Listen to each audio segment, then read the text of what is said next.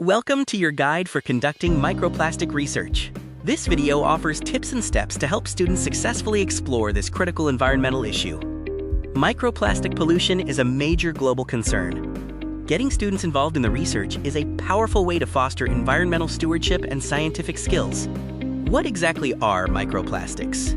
They are small plastic fragments that pollute our environment. Researching them is vital to grasping their wide-ranging effects on ecosystems and potentially human health. Student involvement in microplastic research is highly valuable.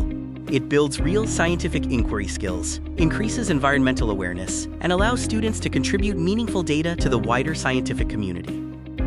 The first step in any project is selecting a compelling research topic. Let's look at how students can narrow down their focus. Students should choose a specific focus, such as investigating the source of microplastics, analyzing their presence in different locations like water or sediment, or comparing contamination levels to assess impact. Ensure research questions are feasible for a student project.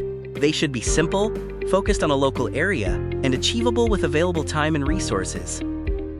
Next up is developing a solid methodology, focusing on safe and effective sampling techniques. Safe and effective collection is crucial. Students must use appropriate tools and strictly follow safety protocols when collecting samples from water bodies or sediment.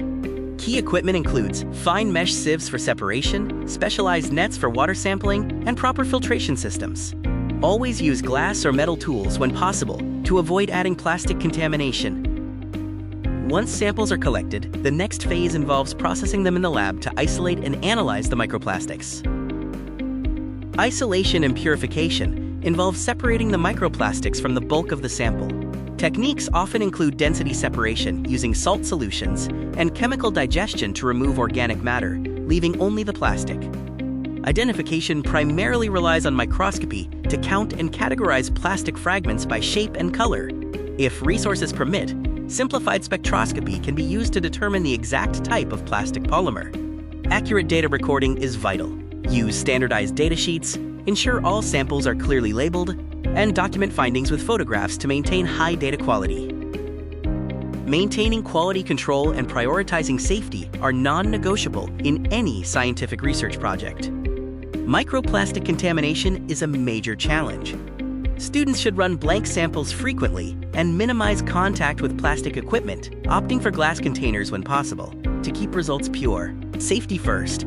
Always wear personal protective equipment like lab coats and goggles. Ensure adequate ventilation when handling chemicals, and have clear emergency protocols in place. Finally, students need to interpret their results and communicate their findings effectively to a wider audience. Analyze the collected data to look for trends and correlations.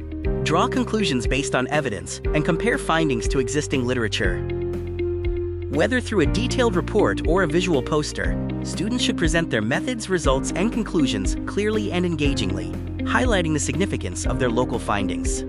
Student research on microplastics makes a tangible impact. Utilize online resources and local experts to support your project and drive real environmental change.